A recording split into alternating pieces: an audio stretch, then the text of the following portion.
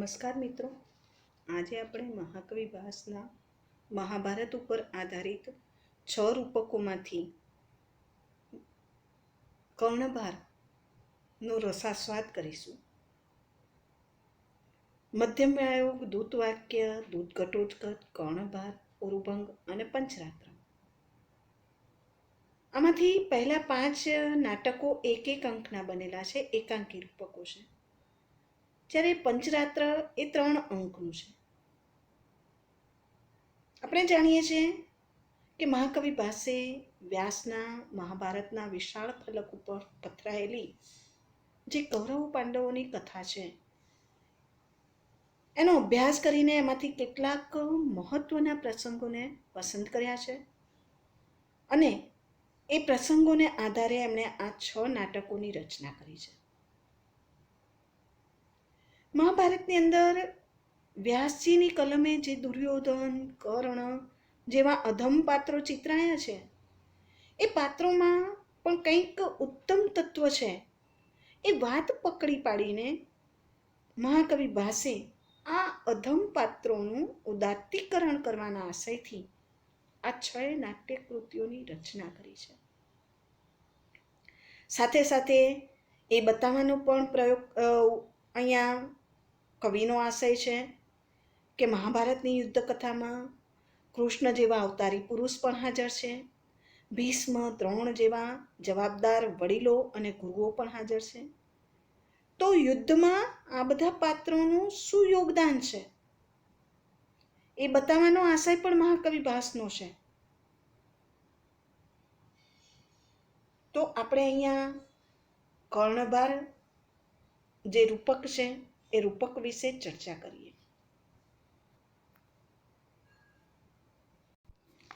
આ રૂપકના મહત્વના પાત્રો છે કર્ણ, જે દાસી પુત્ર છે, દુર્યોધનનો મિત્ર છે અને મહાભારતના યુદ્ધમાં એક દિવસનો સેનાપતિ છે. બીજું પાત્ર છે શલ્ય, જે કર્ણનો સારથી છે. અને ત્રીજું પાત્ર મહત્વનું છે ઇન્દ્રનું, જે ભિક્ષુક વેશધારી બ્રાહ્મણના રૂપમાં આપણને આ રૂપકમાં જોવા મળે છે. આપણે જાણીએ છીએ કે સંસ્કૃત નાટ્ય કવિઓ જે નાટકોની રચના કરે છે એની કથા ભાગ્યે જ કવિની પોતાની કલ્પનાની હોય છે. મોટે ભાગે જોઈએ તો તેઓ રામાયણ, મહાભારત જેવા ઇતિહાસ પુરાણના ગ્રંથોમાંથી જ પ્રસિદ્ધ એવી કથાઓને, પ્રસંગોને, પાત્રોને લઈને પોતાના નાટકોની રચના કરે છે. મહાકવિ ભાસે પણ મહાભારતના યુદ્ધની કથામાંથી જુદા જુદા પ્રસંગો અને પાત્રો લઈને એકાંકીઓની રચના કરી છે. કર્ણભાર પણ એક એવું જ એકાંકી રૂપક છે, જેમાં કર્ણ એ કૌરવ સૈન્યનો સેનાપતિ બનીને યુદ્ધે જવાની તૈયારી કરે છે તેનું વર્ણન છે. આખી જિંદગી કર્ણએ અર્જુનને યુદ્ધમાં હરાવીને જગતના શ્રેષ્ઠ ધનુર્ધારી, શ્રેષ્ઠ બાણાવલીનું બિરુદ મેળવ્યું હતું. આ મહત્વાકાંક્ષાને લઈને એ કર્ણભાર નાટકમાં અર્જુનની સામે કૂચ કરે છે, એની સામે ધસી જાય છે. પરંતુ રસ્તામાં જે ઘટનાઓ, જૂની વાતોનું એને સ્મરણ થાય છે, એનું આલેખન આ રૂપકમાં કરવામાં આવ્યું છે. કર્ણભારમાં જે ઘટનાઓ થાય છે એ મૂળ મહાભારતમાંથી ચોક્કસ લેવાય છે, પણ એ બધી કોઈ એક જગ્યાએ અને એક સમયે બનેલી જે ઘટનાઓ છે એ નથી. મહાભારતમાં કર્ણની વાતો વન પર્વમાં પણ આવે છે, કર્ણ પર્વમાં પણ આવે છે અને શાંતિ પર્વમાં પણ આવે છે. સૂર્ય દેવતાએ એકવાર સ્વપ્નાવસ્થામાં કર્ણને ચેતવ્યો હતો કે ઇન્દ્ર તારી પાસે કવચકુંડળ દાનમાં માંગે તો પણ તું ના આપીશ. પરંતુ કર્ણ દાનેશ્વરી છે, એ સૂર્યદેવની આ વાતને સ્વીકારતો નથી અને ત્યારે સૂર્યદેવે એને બીજી આજ્ઞા કરી કે કવચકુંડળને દાનમાં આપે ત્યાર પછી તારે એના બદલામાં શક્તિ નામનું આયુધ માંગી લેવાનું છે. આ કથા આપણને મહાભારતના વન પર્વમાં પ્રાપ્ત થાય છે. કર્ણ પર્વમાં પરશુરામ પાસે અસત્ય બોલીને કર્ણે જે બાણ વિદ્યા હાંસલ કરી હતી એનું વર્ણન છે. ત્યાં એને પરશુરામનો શાપ કેવી રીતે મળ્યો એની કથા પણ મૂકી છે. કર્ણ પર્વમાં કૌરવોનો સેનાપતિ બનીને કર્ણ જ્યારે લડવા માટે તૈયાર થાય છે ત્યારે દુર્યોધનને કહે છે કે શલ્ય રાજા જો મારા સારથી થાય તો જ હું યુદ્ધભૂમિમાં ઉતરું. અને શલ્યે સામે શરત મૂકી કે હું કર્ણને ગમે તે નિંદનીય વાક્યો કહું, એની સાથે ઝઘડો કરું, તોય મને રોકવાનો ના હોય તો જ હું કર્ણનો સારથી બનીશ. આટલી કથાઓ મહાભારતમાં જુદે જુદે સ્થળે છે, પરંતુ મહાકવિ ભાસે એને એક સાથે એકી સમયે બનતી હોય એ રીતે આ રૂપકમાં મૂકી આપી છે આપણને. કર્ણબારમાં મહાકવિ ભાસે મહાભારતની જ કથા લઈને કર્ણના જીવનની અંતિમ ક્ષણો નિરૂપી છે, પરંતુ એમાં એમણે મહાભારતના જુદા જુદા સ્થળે અને જુદા જુદા સમયે બનેલી જે ઘટનાઓ છે એને પોતાની રીતે ઉપયોગમાં લીધી છે. એકાદ ઉદાહરણ આપણે જોઈએ કે યુદ્ધ ભૂમિમાં જતી વખતે એને ઘોડાઓ નિરુત્સાહી લાગે છે, વાદળથી સૂર્ય ઢંકાયેલો લાગે છે. ત્યાં માતા કુંતી આવીને અર્જુન વગેરે પાંડવો તેના નાના ભાઈઓ છે એની વાત કહી છે તે યાદ આવે છે. આમ એનો લડવાનો જે ઉત્સાહ છે એ મંદ પડતો જાય છે. વળી થોડોક આગળ જાય છે ત્યાં એને પરશુરામના શાપનું સ્મરણ થાય છે અને એ શલ્ય રાજાને પોતાનો અસ્ત્ર વૃત્તાંત કહી સંભળાવે છે અને આમ એના શોકમાં ઉમેરો થાય છે.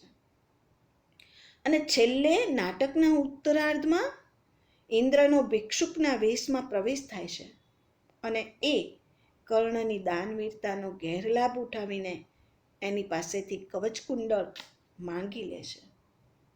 આમ અહીંયા કર્ણનું મૃત્યુ નિશ્ચિત થઈ જાય છે. મૂળ મહાભારતમાં જે સ્વપ્નમાં બનેલી ઘટના છે એને ભાસે નાટકની અંદર સાચે સાચી બનતી ઘટના રૂપે વર્ણવી છે. એ રણભૂમિ ઉપર જતા જતા રસ્તામાં બનતી જે ઘટના છે એ ઘટનાઓ રૂપે મૂકેલી છે અને એટલે જ કર્ણના કરુણ અંતની અસર ઉપજાવવામાં મહાકવિ ભાસને સારી એવી સફળતા મળી છે.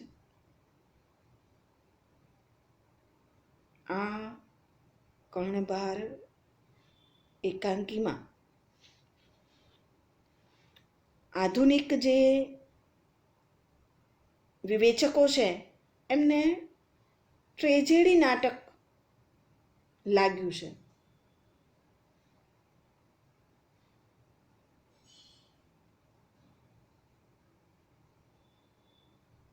આપણે જોઈએ તો આખી જિંદગી દુર્યોધનને મૈત્રી સંબંધે સાથ આપનારો કર્ણ જ્યારે યુદ્ધમાં મરે ત્યારે કોઈને એના મોતથી દુઃખની લાગણી થાય એવું નથી, પરંતુ ભાસે એવી રીતે કર્ણના જીવનના છેલ્લા કલાકો નિરૂપ્યા છે કે એ પ્રેક્ષકોની સહાનુભૂતિ મેળવવામાં સફળ થાય છે. મહાભારતના કર્ણને આ સહાનુભૂતિ પ્રાપ્ત થતી નથી, જ્યારે મહાકવિ ભાસના કર્ણને પ્રેક્ષકોની આ સહાનુભૂતિ પ્રાપ્ત થાય છે. આ કર્ણબાર એકાંકી નાટક છે, એમાં એક દિવસમાં જ બનતી ઘટનાને મૂકવામાં આવી છે.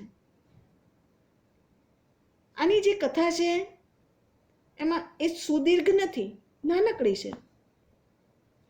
નાટકનો આરંભ મંગલ શ્લોકથી થાય છે અને એમાં નૃસિંહ રૂપધારી ભગવાન વિષ્ણુની સ્તુતિ ભાસે કરી છે.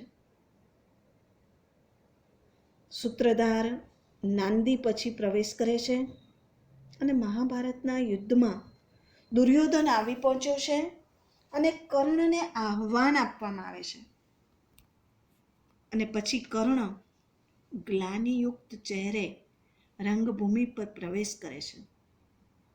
આગળ કહ્યું એમ એને ઘોડાઓ પણ નિરુત્સાહી જણાય છે. વાદળમાં સંતાયેલો સૂર્ય જેવો નિસ્તેજ કર્ણ રણમાં આગળ વધે છે. એ નિસ્તેજ શા માટે થયો છે? નિરુત્સાહી શા માટે બન્યો છે? તો એને પોતાની ઓળખ મળી ચૂકી છે કે પોતે કુંતીનો પુત્ર છે અને કુંતીનો પુત્ર હોવાથી પાંડવો એના નાના ભાઈઓ છે. આજે એને જિંદગીનો ધન્ય દિવસ ઉગ્યો છે કે યુદ્ધમાં અર્જુન સામે મળવાનો છે અને ત્યારે જ હૃદયમાં પરિતાપ, નિરુત્સાહ શરૂ થયો છે. આવી ક્ષણે તેને પોતે ખરે સમયે નિષ્ફળ જનારા અસ્ત્રોનું વૃત્તાંત યાદ આવે છે. પરશુરામે એને બાણ વિદ્યા શીખવી હતી, પરંતુ કર્ણ બ્રાહ્મણ નથી પરંતુ ક્ષત્રિય છે એમ જાણ્યા પછી પરશુરામે એને શાપ આપ્યો હતો કે અણીના સમયે તારા શસ્ત્રો નિષ્ફળ જશે. એટલે અર્જુન જોડે લડવા જતા એને એ શાપ યાદ આવે છે અને છતાં એ પોતાનું આત્મબળ એકઠું કરીને શલ્યને વારંવાર એક જ સૂચના આપે છે કે યત્ર અસૌ અર્જુન તત્રેવ ચ ઉદ્યતામ મમ રથ. હે શલ્યરાજ, જ્યાં તે અર્જુન હોય ત્યાં જ મારો રથ લઈ જાઓ. મારે અર્જુનને જ હણી કાઢવો છે. આમ મહાકવિ ભાસે નાટકના આરંભમાં, મધ્યમાં અને અંતમાં એમ કુલ 3 વાર કર્ણને ગ્લાનિમાંથી બહાર આવતો ઉત્સાહને એકઠો કરતો વર્ણવ્યો છે. અને આમ છતાં છેલ્લે જ્યારે ઇન્દ્ર બ્રાહ્મણના વેશમાં આવીને કર્ણના કવચ અને કુંડળ દાનમાં માગી લે છે ત્યારે એનું મોત નિશ્ચિત થઈ જાય છે. અને આમ છતાં એ જ્યાં અર્જુન હોય ત્યાં જ મારો રથ લઈ જાઓ એવી જ આજ્ઞા છેલ્લે પણ પોતાના સારથી શલ્યને આપે છે. આમ અહીંયા કવિ ભાસે કર્ણની એક યોદ્ધા તરીકેની છાપ ઊભી કરવાની સાથે સાથે દાનેશ્વરી તરીકેનું એનું જે વ્યક્તિત્વ છે એને પણ ઉપસાવ્યું છે. એ રંગભૂમિ ઉપરથી બહાર નીકળી જાય એ પહેલાં કવિએ એના મૃત્યુના એંધાણ આપી દીધા છે.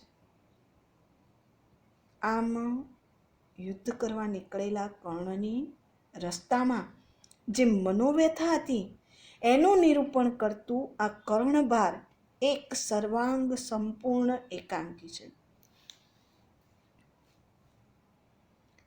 અહીંયા મહાકવિ ભાસે મૂળ મહાભારતમાં કર્ણની સાથે સંકળાયેલા પરંતુ વેરવિખેર દશામાં જોવા મળતા જે પ્રસંગો છે એ પ્રસંગોને ભેગા કરીને પોતાની રીતે એક જ પરિસ્થિતિમાં એક સાથે મૂકીને વીર યોદ્ધા તરીકે અને દાનવીર તરીકે કર્ણનું ઉદાત્ત ચરિત્ર ચિત્રણ કર્યું છે.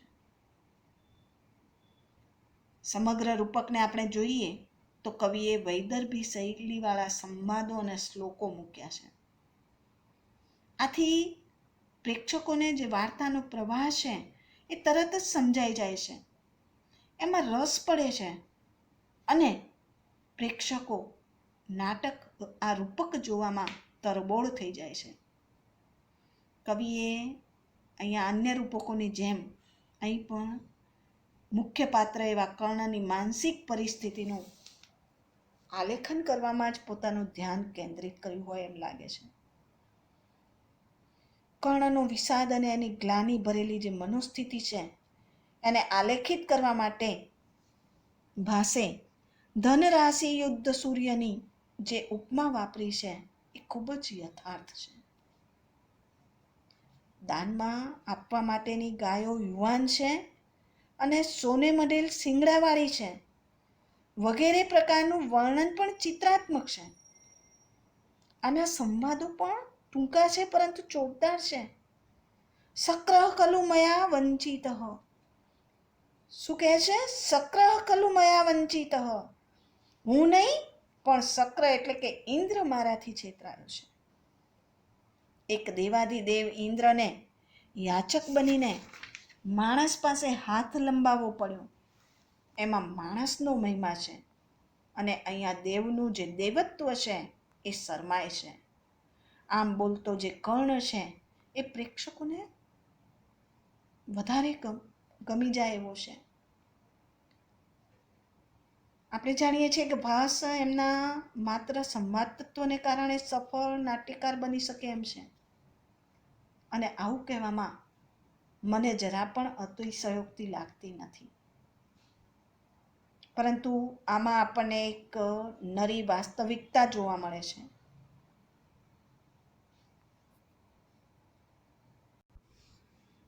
આપણે જાણીએ છીએ કે સામાન્ય રીતે સંસ્કૃત નાટકો સુખાંત જ હોય.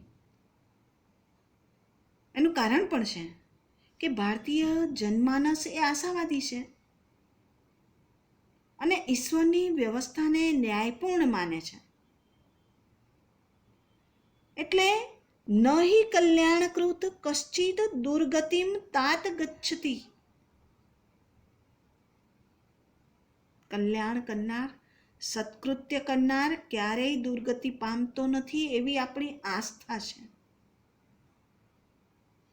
અને વળી ભરત મુનિએ જે નાટ્યશાસ્ત્રમાં કહ્યું છે એમાં એમણે પણ આજ્ઞા કરી છે કે નાટકોને હંમેશા સુખાંત જ બતાવવા.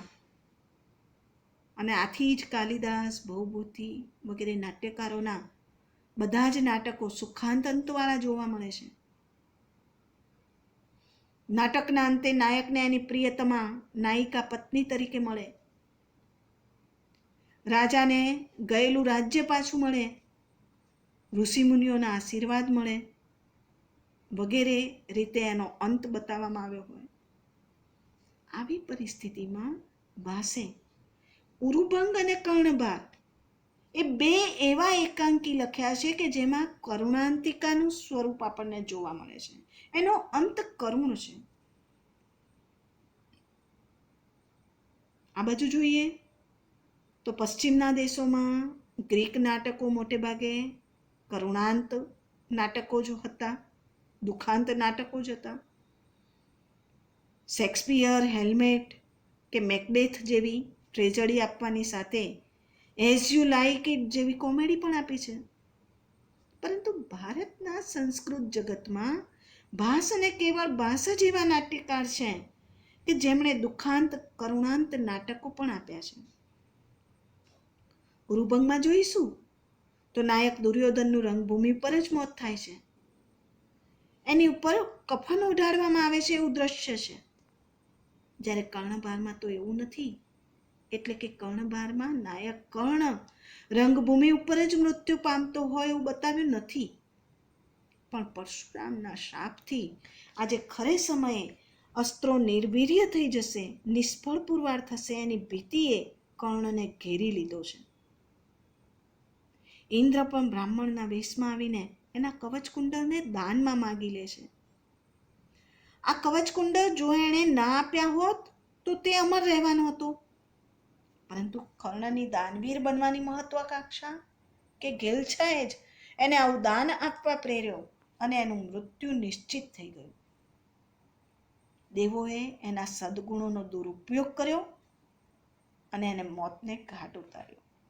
અને આ જોઈને પ્રેક્ષકોનું ચિત્ત, પ્રેક્ષકોનું દિલ રડી ઉઠે છે. કર્ણને માટે સહાનુભૂતિ જન્મે છે.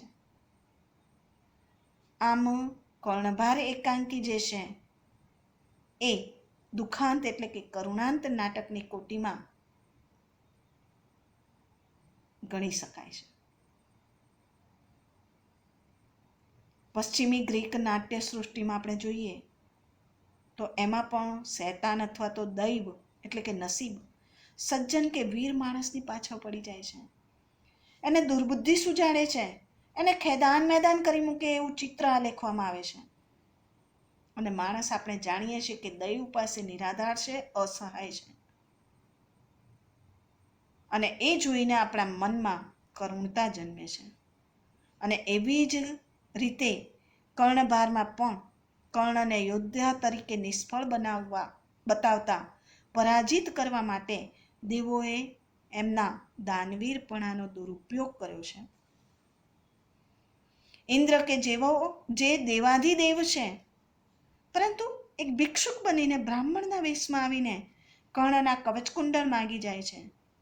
અને આ જોઈને આપણું હૃદય હલી ઉઠે છે. આમાં જ કર્ણ આપણી સહાનુભૂતિ જીતી લે છે અને સર્જાય છે સંસ્કૃત નાટકની એક મહાન ટ્રેજેડી. આ કર્ણભાર એ કયા પ્રકારનું રૂપક છે? જે 10 પ્રકારના રૂપકો સંસ્કૃત સાહિત્યમાં ગણાવ્યા છે, એમાંથી કર્ણભારને વ્યાયોગ કહેવું કે ઉત્સૃષ્ટિકાંક કહેવું એ બાબતે વિદ્વાનોમાં વિવાદ છે. ઘણા વિદ્વાનો એને ઉત્સૃષ્ટિકાંક પ્રકારનું રૂપક ગણે છે. અને એનું મુખ્ય કારણ એ છે કે આ કર્ણભારની જે હસ્તલિખિત પ્રત સચવાઈ રહી છે, એના અંત ભાગે ટી ગણપતિ શાસ્ત્રીને કવચાંકમ સમાપ્તમ, કવચાંક નામનું રૂપક પૂર્ણ થયું એવું લખાણ મળ્યું છે. એટલે અંક એટલે ઉત્સૃષ્ટિકાંક એવો અર્થ કરીને કર્ણના કવચ કુંડળને લગતું આ અંક એટલે કે ઉત્સૃષ્ટિકાંક એવો અર્થ કરીને અને ઉત્સૃષ્ટિકાંક પ્રકારનું રૂપક માનવામાં આવ્યું છે. જોકે ઘણા બધા વિદ્વાનો એની સાથે સંમત થતા નથી, કારણ કે ઉત્સૃષ્ટિકાંકના જે લક્ષણો આપ્યા છે એમાં સ્ત્રીઓના રુદનની વાતો આવવી જોઈએ, રંગભૂમિ ઉપર રોકકળ થવી જોઈએ. જ્યારે અહીંયા તો યુદ્ધભૂમિ ઉપર જઈ રહેલો કર્ણ સતત એવું જ કહેતો સંભળાય છે કે જ્યાં અર્જુન હોય ત્યાં મારો રથ લઈ જાઓ. આમ વીરતા અને યુદ્ધના વાતાવરણથી આ રૂપક ભરેલું છે. એમાં ક્યાંય સ્ત્રી પાત્રનો ઉલ્લેખ નથી અને એટલે એને ઉત્સૃષ્ટિકાંક પ્રકારનું નાટક પણ રૂપક પણ કેટલાક માનતા નથી.